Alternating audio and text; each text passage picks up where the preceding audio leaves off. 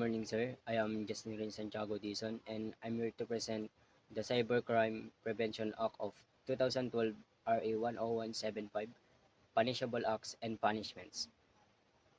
Introduction. The Cybercrime Prevention Act of 2012 was enacted to combat crimes involving the use of technology and internet.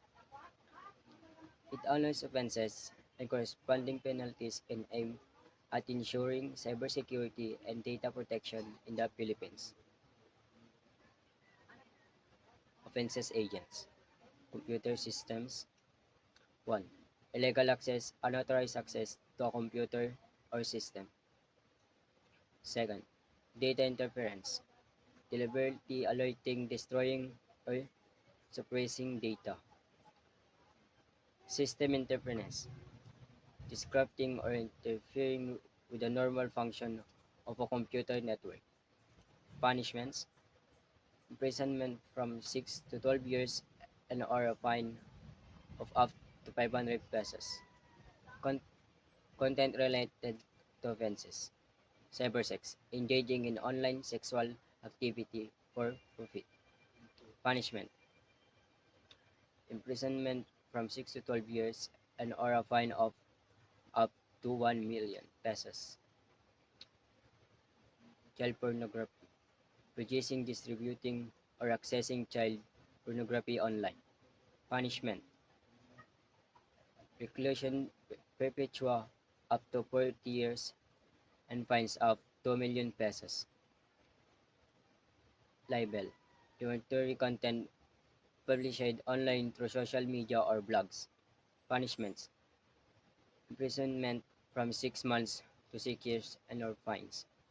Fraud and identity theft. 1. Identity theft, unauthorized use of another person's personal information. Cyberstalking, using the internet to harass, threaten, or stalk. Phishing, fraudulently acquiring sensitive information like passwords and credit card details. Punishments, imprisonment from 6 to 12 years and or fines. Misuse of device and cybersquatting. Misuse of device, possession or distribute of tools or surface intended for cybercrimes. Second, cybersquatting, registering or using a domain name with the intent of profiting from the trademark of another. Punishment, prison from 6 to 12 years and or fine up to 500 pesos. Aggravating circumstance. Higher penalties apply if crimes involve minors or organized groups. Aggravating circumstances include the use of digital means to commit traditional crimes which may result in harsher penalties.